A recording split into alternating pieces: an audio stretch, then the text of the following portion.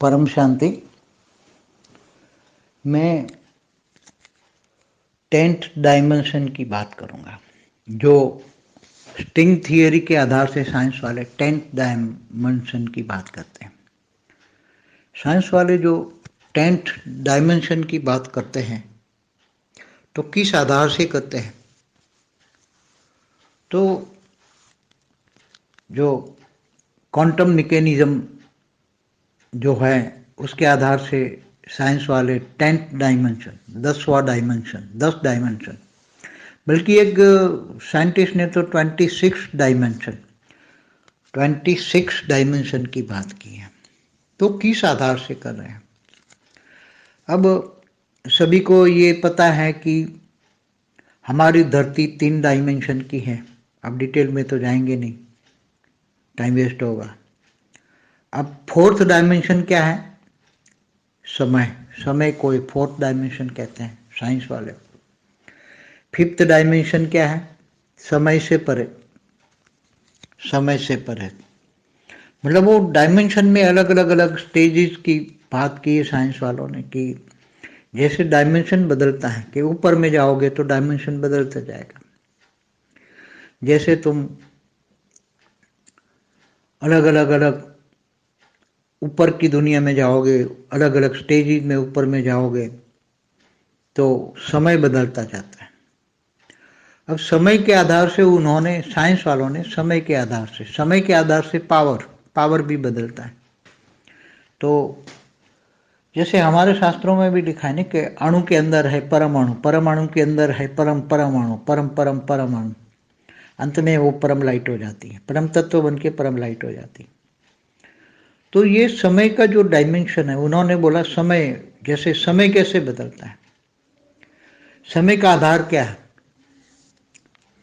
तो ये इन्होंने क्वांटम थियरी में भी बताया कि समय, पहले तो ये बताते थे शुरू में, पहले बहुत पहले जो क्वांटम थियरी की जिन्होंने निकाला उसने बताया कि हर वक्त समय एक जगह रहता है, चाहे ऊपर की दुनिया में जाओ चाहे कहीं भी जाओ, ऊपर में भी। मगर उनको अभी रियलाइज हुआ थोड़े समय के पहले कि समय बदलता जा रहा है।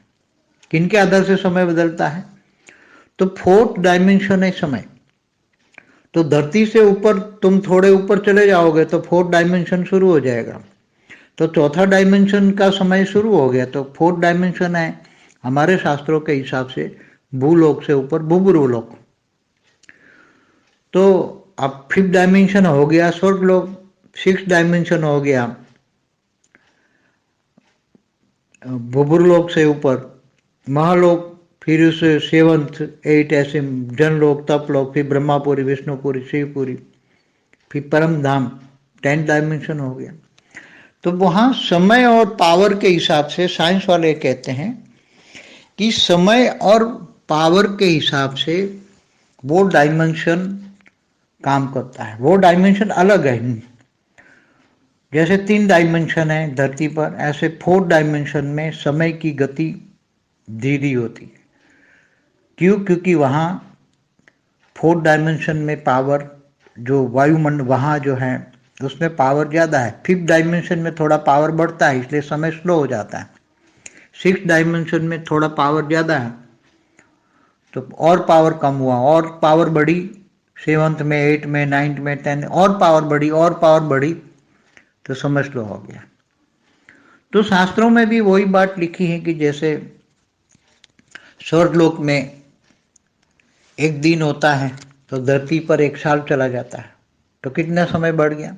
फिर महालोक का समय, मैंने कहा आगे वीडियो में बताया हुआ, महालोक का समय और धरती का समय, फिर जनलोक, तपलोक का समय, ब्रह्मापुरी में 1 सेकंड बराबर धरती पर 1 लाख साल हो गया। तो वहां की पावर और समय, और धरती का वायुमंडल का पावर, धरती के वायुमंडल के अंदर का पावर और समय।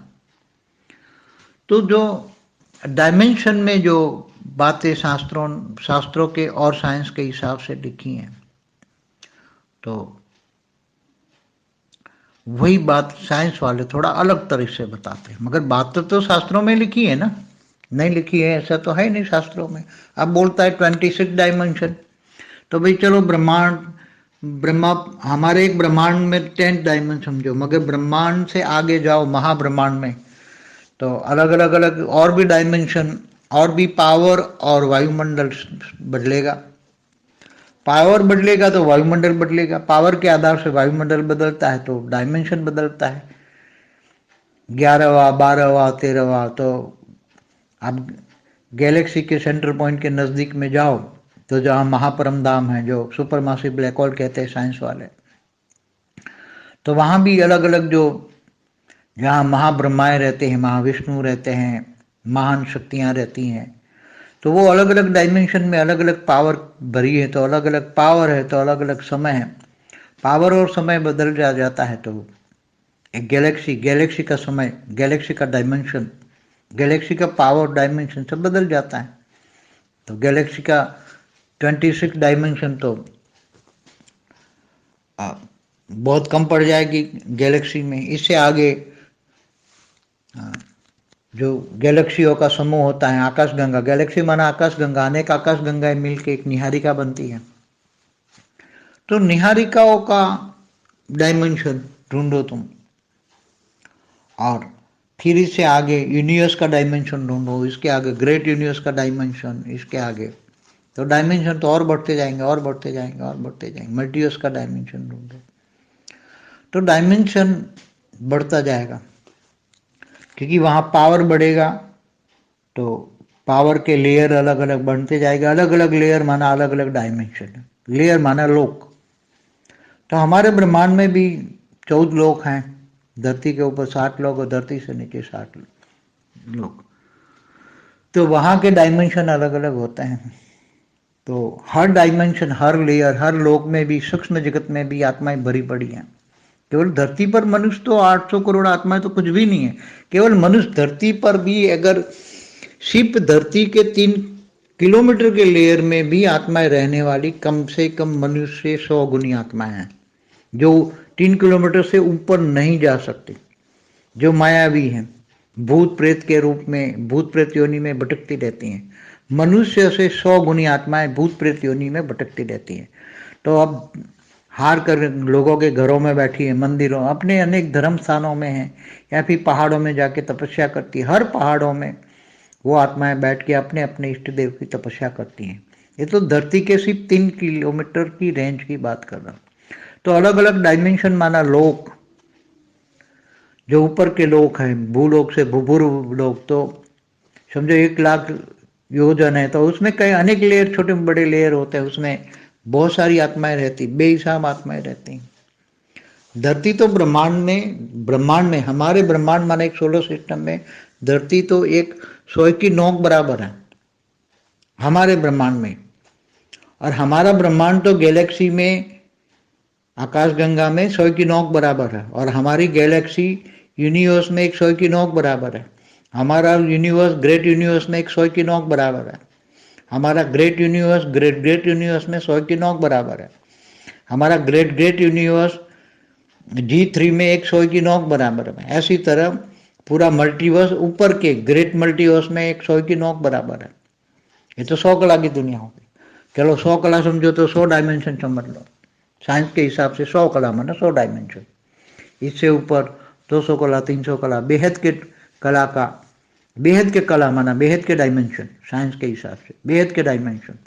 तो बेहिसाब बेहद का विश्व है, और बेहद के विश्व का ज्ञान जिनकी बुद्धि में आ जाए वही बेहद के ज्ञानी हैं, वही बेहद की आत्मा है, और वही बेहद की आत्माओं के अंदर बेहद की कला का पावर है।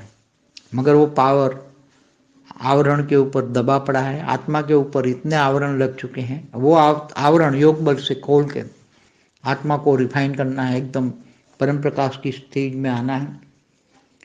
मन से परे चले जाता है, मन से परे आत्म स्वरूप में स्थित होना है। परम शांति। బేహద్ పరం మహాశాంతి, బేహద్ పరివారమునకు బేహద్ Bapuji. The string theory 10th dimension. ఆధ్యాత్మిక ఆయనం అనగా డైమెన్షన్ అంటే లేయర్స్. ఇది సైన్స్ యొక్క భాష. దీని గురించి ఈరోజు మనకు బాపూజీ చెప్తూ ఉన్నారు. 10వ డైమెన్షన్ గురించినటువంటి విషయం స్ట్రింగ్ థియరీ ఆధారంతో సైన్స్ వాళ్ళు దేన్ని 10వ డైమెన్షన్ అని అంటారో తెలుసుకుందాం. ఇక ఏ ఆధారంతో డైమెన్షన్ని లెక్క పెడతారు అంటే క్వాంటమ్ మెకానిజం ఆధారంతో సైన్స్ వాళ్ళు ఇప్పుడు 10వ డైమెన్షన్ ఉంది అంటూ ఉన్నారు. ఇది ఒక సైంటిఫిక్గా చెప్తున్నా. ఇప్పుడు సైంటిస్టులు 26వ డైమెన్షన్ గురించి కూడా చెప్తూ ఉన్నారు. మరి ఇది ఏ ఆధారంతో తీసుకున్నారు అని అంటే మన భూమి 3 డైమెన్షన్లో ఉంటూ ఉంటుంది. అనగా పొడవు, వెడల్పు, ఎత్తు, ఇవి డైమెన్షన్లు అంటారు. దీని డీటెయిల్లోకి వెళ్ళటము అనేది మనకు టైం వేస్టే. ఇకపోతే ఈ 3 దాటిన తర్వాత 4వ డైమెన్షన్ సమయము అని చెప్తూ ఉంటారు. సమయాన్ని సైన్స్ వాళ్ళు ఎందుకు 4వ డైమెన్షన్గా అన్నారు అంటే ఈ భూమి పైన కొంత ఎత్తు వెళ్ళే కొద్దికి కాలము అనేది ఎక్కువ తక్కువలు అవటం, పవర్ ఎక్కువ తక్కువలు అవటం అనేది జరుగుతూ ఉంది. మరి 5వ డైమెన్షన్ ఏంటి అంటే సమయానికి అతీతంగా వెళ్ళటం. డైమెన్షన్లు వేరు వేరు స్టేజెస్లో ఉంటూ ఉంటాయి.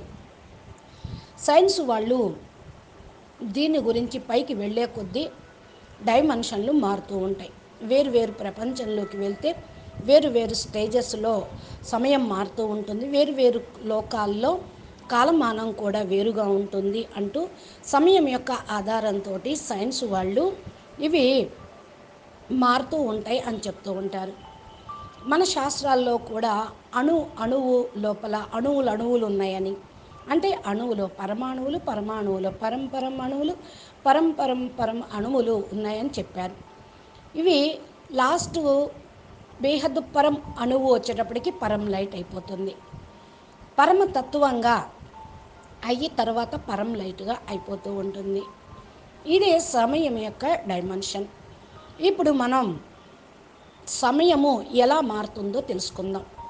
సమయముకు ఆధారం ఏమిటి?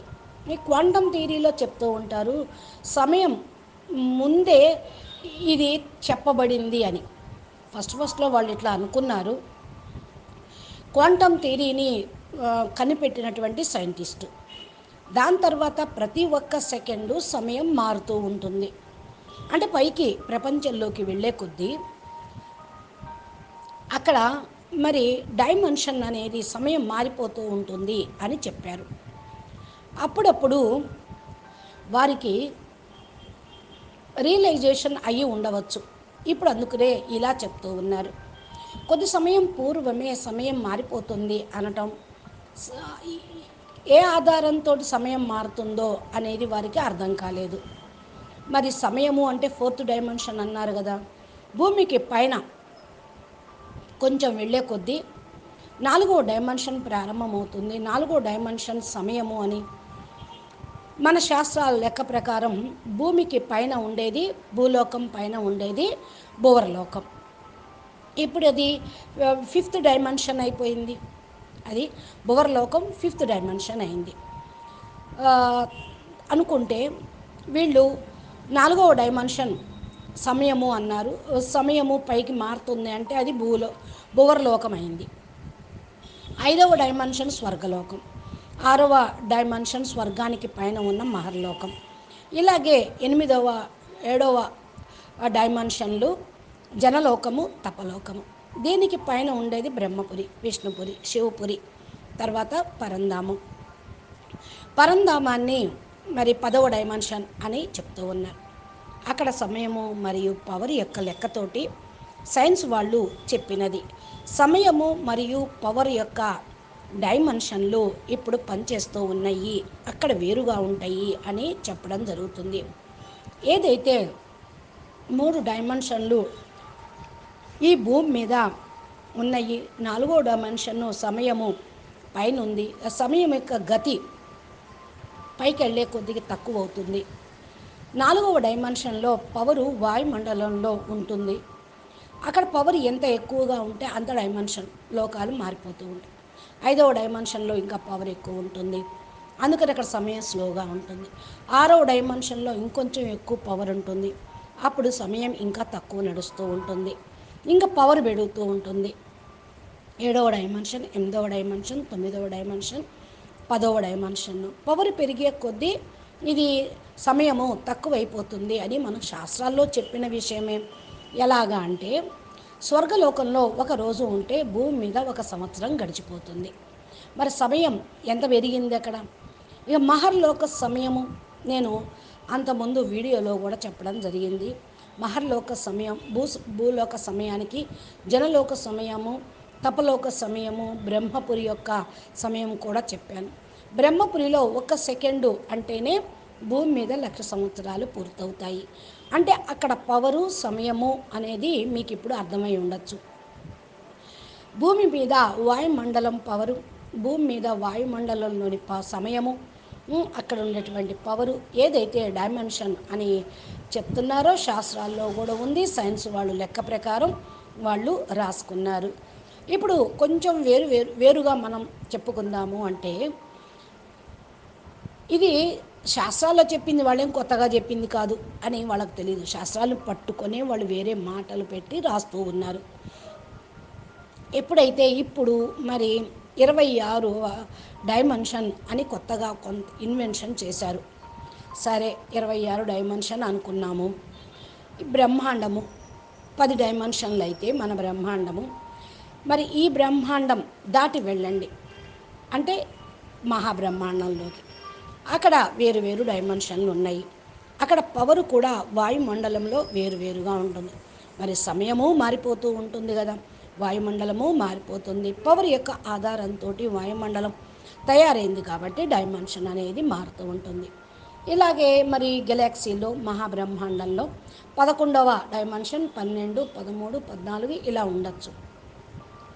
ఇది మరి సెంటర్ పాయింట్కి వెళ్ళేటప్పటికి అక్కడ మహాపరంధామం ఉంది. అక్కడ ఏముంది, పరం లైట్ ఉంటుంది.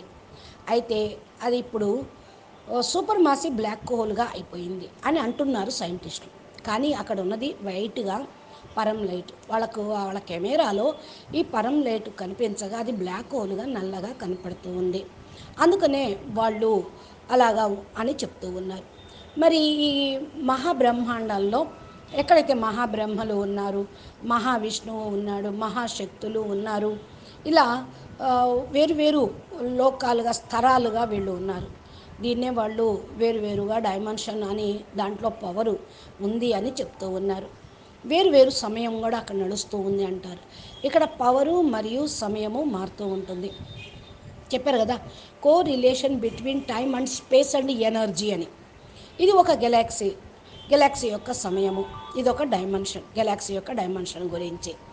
మరి గెలాక్సీలో పవరు డైమెన్షన్ అన్నీ మారుతూ ఉంటాయి కదా. గెలాక్సీ అనగానే 26వ డైమెన్షన్ ఏమో అన్నా కూడా తక్కువే అవుతుంది, వాళ్ళు దాన్ని లెక్క పెట్టలేరు. ఇక ముందుకు పోతే గెలాక్సీల యొక్క సమూహం ఆకాశగంగా యొక్క సమూహము ఒక నిహారిక అవుతుంది. అంటే క్లస్టర్ ఆఫ్ గెలాక్సీలు కలిస్తే నిహారిక అవుతుంది. అది మహా బ్రహ్మాండము అవుతుంది. ఈ నిహారికల యొక్క డైమెన్షన్ వెతకమనండి, వాళ్ళకి చేతనవుతుందా? మీరైతే దీనికి ఇంకా ముందుకు వెళ్తే కూడా యూనివర్సుల యొక్క డైమండను వెతకమని చెప్పండి. డైమెన్షన్ ఎలా ఉంటుంది అక్కడ? మరి ఇంకా ముందుకు వెళ్తే గ్రేట్ యూనివర్స్ డైమెన్షను, ఇంకా ముందుకు వెళ్తే గ్రేట్ యూనివర్స్ యొక్క డైమెన్షను ఉండే కొద్దికి ఆ యొక్క ఆయాములు, స్తరాలు, డైమెన్షన్లు పెరుగుతూనే ఉంటాయి. ఇలాగే మల్టీ యూనివర్స్లోకి వెళ్ళి డైమెన్షన్ వెతకమనండి. మల్టీ యూనివర్స్ గురించి వాళ్ళకు తెలియదు. అక్కడికి పోయి వాళ్ళు ఏమి వెతుకుతారు? వాళ్ళ సూపర్ కంప్యూటర్లో కెమెరాల్లో పడతాయా ఏంటి చుట్టానికి, కొలమానం వేయటానికి? అక్కడ పవర్ అంతా ఉంటుంది. ఆ పవర్ యొక్క లేయర్స్ వేరుగా పెరుగుతూ ఉంటుంది. వేరు లేయర్స్ అనగా వేరు డైమెన్షన్లు. లేయరు అంటేనే ఒక లోకము అని అర్థము. ఇక్కడ మన బ్రహ్మాండంలో 14 లోకాలు ఉన్నాయంటే భూమి పైన 7 లోకాలు, భూమి కింద 7 లోకాలు. మరి అక్కడ డైమెన్షన్లు వేరుగా ఉన్నట్టే కదా. మరి ప్రతి డైమెన్షన్ ప్రతి ఒక్క లోకంలో వేరు ఉంటుంది. ప్రతి లేయర్లోనూ సూక్ష్మ జగత్తు ఆత్మలు నిండే ఉన్నారు. భూమి మీద 800 కోట్ల మంది ఆత్మలు కూడా సూక్ష్మ జగత్తు ముందు చాలా తక్కువ అన్నట్లే. కేవలం మానవులే మరి భూమి మీద ఉన్నప్పుడే భూమికి 3 కిలోమీటర్ల లేయర్ పైన వరకు కూడా సూక్ష్మ జగత్ ఆత్మలు ఉంటారు. వాళ్ళే తక్కువలో తక్కువ 100 రెట్లు ఉన్నట్టు. అంటే 800కు 100 రెట్లు 3 కిలోమీటర్ల పైన ఆత్మలు అంటే వరకు. దాని మించి ఇక పైకి పోలేరు వాళ్ళు. ఎందుకంటే భూత ప్రేత ఆత్మలు ఇక్కడే ఉంటారు. మాయావి ప్రపంచం, భూత ప్రేత యోనుల్లో భ్రమించేటువంటి వాళ్ళు ఉంటారు. అందుకంటే 800 కోట్లకు 100 రెట్లు ఎక్కువగా ఈ భూత ప్రేత యోనుల్లో ప్రవేశించి తిరిగే వాళ్ళు ఉన్నారు. ప్రతి ఒక్కటి కూడా ఇంకా చాలా మంది ఉండి పోటీలు కలహక్లేశాలు చాలా ఉన్న కారణం వల్ల వాళ్ళతోటి గెలవలేక మీ పితృలు కొంతమంది ఆత్మలు ఇళ్లల్లోకి వచ్చి కూర్చున్నారు, మందిరాల్లో ఉన్నారు, అనేక ధర్మస్థానాల్లోనూ ఉన్నారు. కొంతమంది అయితే ప్రశాంతం కోసం ఇంకా పర్వతాలపైకి వెళ్ళి తపస్సు చేసుకుంటూ ఉన్నారు. అంటే కొండలపైన హిమాలయాలు, జ్ఞానగంజి, కైలాసము అవన్నీ కూడా చెప్పాను నేను అంటున్నారు బాపూజీ. అక్కడ ఆత్మలు కూర్చొని వారి వారి యొక్క ఇష్ట దేవతల్ని తపస్సు చేస్తూ ఉన్నారు. భూమికి 3 కిలోమీటర్ల రేంజ్ యొక్క విషయం నేను ఇప్పుడు చెప్తుంది అంటున్నారు బాపూజీ. ఇంకా వేరు వేరు డైమెన్షన్ గురించి ఇంకా లోకాలే చెప్పాలి. ఆ లోకాల్లో లెక్కలేనంతమంది ఆత్మలు భూలోకంలో భువర్లోకంలో భూలోకంలో కంటే భువర్లోకంలో ఇంకా ఎక్కువ ఉన్నారు ఆత్మలు. అది 1,00,000 యోజనాల దూరం ఉందనుకోండి. అనేక లేయర్స్ ఉన్నాయి, చిన్న చిన్న లోకాలుగా ఉంటాయి. అక్కడ ఆత్మలందరూ కూడా నిండిపోయే ఉన్నారు. భూమి అయితే ఒక బ్రహ్మాండము. ఈ బ్రహ్మాండం అంటే ఒక సోలార్ సిస్టము. ఈ యొక్క భూమి అనేది అసలు శాటిలైట్ తోటి చూస్తే సూది మొన మోపినంత చిన్నగా ఉంటుంది. అది మన బ్రహ్మాండంలో ఆకాశగంగలో ఉన్నది. మన బ్రహ్మాండం ఆకాశగంగలో ఉంది, అంటే గెలాక్సీలో ఉంది. మరి ఎంత అతి సూక్ష్మంగా కనిపిస్తుంది గెలాక్సీ ఫోటో చూసినా కూడా. అదేవిధంగా యూనివర్స్లో చూస్తే ఇంకా చిన్నగా ఉంటుంది. మన యూనివర్సు గ్రేట్ యూనివర్స్ లోపల ఒక సూది మన మోపినంత. అంటే ఒక గ్రేట్ యూనివర్సులో మనలాంటి యూనివర్సులు అరబం కరబం మిలియన్ ట్రిలియన్స్ ఉన్నాయి. మరి అదొక్కటి ఎంత కనపడుతుంది? సూది మనం మోపినంతే. అలాగే గ్రేట్ యూనివర్స్లో కూడా గ్రేట్ యూనివర్స్ ఒక సూది మనం మోపినంత. గ్రేట్ యూనివర్సు G3లో కూడా సూది మనం మోపినంత. ఇలాగా మన పూర్తి మల్టీవర్స్ వరకు వెళ్తే గ్రేట్ మల్టీవర్సులో మన మల్టీవర్సు సూది మనం మోపినంత. 100 కళల ప్రపంచం, 100 కళల దాని ప్రపంచమే దాని యొక్క డైమెన్షన్ను చెప్పమనండి, కనుక్కోమనండి. సైన్స్ వాళ్ళు లెక్క ప్రకారం అది 100వ కళ డైమెన్షన్ అనే అనాలి. 100 డైమెన్షను. ఈ 100 డైమెన్షన్లైనా ఇంకా పైకి వెళ్తే 200 కళల బ్రహ్మాండము అంటే 200 డైమెన్షన్లు. 300 కళలు అంటే 300 డైమెన్షన్లు. బేహద్దు కళ అంటే బేహద్దు కళ డైమెన్షన్స్. మరి బేహద్దు కళ, బేహద్దుకే బేహద్దు కళ. ఈ డైమెన్షన్ను సైన్స్ వాళ్ళు ఏమి లెక్కలు కట్టగలరు? వారికి పవరు తెలియదు, తత్వాలు తెలియదు, కాలమానము తెలియదు. ఇవన్నీ కూడా కాలానికి అతీతమైనవి. ఇంకా కాలానికి అతీతం అయితే డైమెన్షన్లు లెక్కలోకి ఏమొస్తూ ఉంటాయి? బేహద్దు డైమెన్షన్ అనమాట. బేహద్దు అంటే లెక్కలేనంత బేహద్దు విశ్వము. ఇట్లా బేహద్దు విశ్వం యొక్క జ్ఞానం ఎవరి బుద్ధిలోకి అయితే వస్తుందో వాళ్ళే బేహద్దు జ్ఞాని అన్నట్టు. బేహద్దు ఆత్మలు వాళ్ళు బేహద్దు ఆత్మలుగా బేహద్దు కళా పవరు కలిగినటువంటి వాళ్ళు. ఆ పవర్ లోపల అనేక రకాల ఆవరణలు ఉన్నాయి. అంటే ఈ యొక్క పవరు ప్రతి ఒక్క బేహదాత్మ లోపల ఉన్నది. కానీ ఇది బయటికి కనిపించకుండా అనేక రకాల ఆవరణలు ఉన్న కారణం వల్ల ఈ పవరు అణిచిపెట్టబడి ఉన్నది. ఆత్మ పైన ఎన్ని ఆవరణలు ఉన్నాయో కదా. ఈ ఆవరణలు యోగ బలంతో ఓపెన్ చేసుకుంటూ ఉంటే, ఆత్మను రిఫైన్ చేసుకుంటూ ఉంటే ఆత్మ ఒక్కసారిగా పరం ప్రకాశం యొక్క స్థితిలోకి వెళ్ళిపోతుంది. అంటే మనసుకి అతీతంగా వెళ్ళిపోవటం, ఆత్మస్వరూపంలో స్థిరంగా అవ్వటం. అప్పుడు మీరు మీ పరం లైట్ని, పరం ప్రకాశాన్ని మీరు ఓపెన్ చేసుకోగలుగుతారు. ఈ యొక్క పరం లైట్ పరబ్రహ్మ పరమేశ్వరుడితోటి ఆల్మైటీ అథారిటీ తోటి, పవర్ హౌస్ తోటి కనెక్షన్ జోడిస్తే ఆ పవరు మీ ఆత్మ లోపలికి వస్తే రిఫైన్ అయితే పరం ప్రకాశం స్థితిలోకి వెళ్ళిపోతుంది ఆత్మ. ఒరిజినల్ స్వరూపంలోకి వెళ్ళిన తర్వాత ఆత్మస్వరూపంలో స్థిరంగా కాగలుగుతారు. మీ బేహద్ కళ పవరు ఏంటి, పరం ప్రకాశం ఏంటో, పరం లైట్ ఏంటో మీరు తెలుసుకోగలుగుతారు.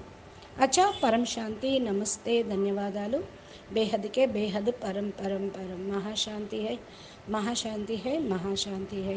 బాపూజీ దశరథ్ భాయ్ పటేల్ తెలుగు ఛానల్లో బాపూజీ చెప్పేటువంటి దివ్యమైన అద్భుతమైనటువంటి జ్ఞానము, మరి బాపూజీ దివ్య దృష్టితోటి ఆత్మస్వరూపంలో స్థిరంగా ఉండి టైం ట్రావెలింగ్ చేస్తూ అనుభూతి పొందుతూ జ్ఞానం మొత్తం మనకు అందిస్తూ ఉన్నారు. మీరు ఇలాంటి మంచి మంచి వీడియోలు మీ మొబైల్కి నోటిఫికేషన్ రూపంలో పొందాలి అంటే మా ఛానల్ని సబ్స్క్రైబ్ చేసి గంట సింబల్ని ప్రెస్ చేయండి, వీడియోలను పొందండి. ఇంకా డైరెక్ట్గా ఛానల్లోకి వెళ్తే ప్లేలిస్టులో 3000 వీడియోలు సబ్జెక్ట్ వైజ్గా, టాపిక్ వైజ్గా మీకు ఏ ప్రశ్నకు సమాధానం కావాలో దానికి మీకు ఆ వీడియోల ద్వారా లభిస్తూ ఉంటుంది. అందుకని ఛానల్ని చూస్తూ ఉండండి. జ్ఞాని ఆత్మలుగా సైన్సు, సైలెన్సు, ఆధ్యాత్మికం గురించి తెలుసుకుంటూ పురుషార్థం చేస్తారని ఆశిస్తూ ఉన్నాము. నమస్తే, ధన్యవాదాలు. పరం మహాశాంతి. బేహద్ పరం